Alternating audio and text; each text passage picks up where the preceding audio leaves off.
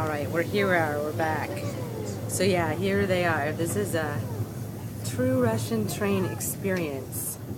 And you haven't really experienced Russia until you have ridden a train in Russia. This is like a major way people travel all across the country. Sometimes they can travel on a train for a week or 2 weeks at a time in this tiny little room and sleep on these tiny little beds.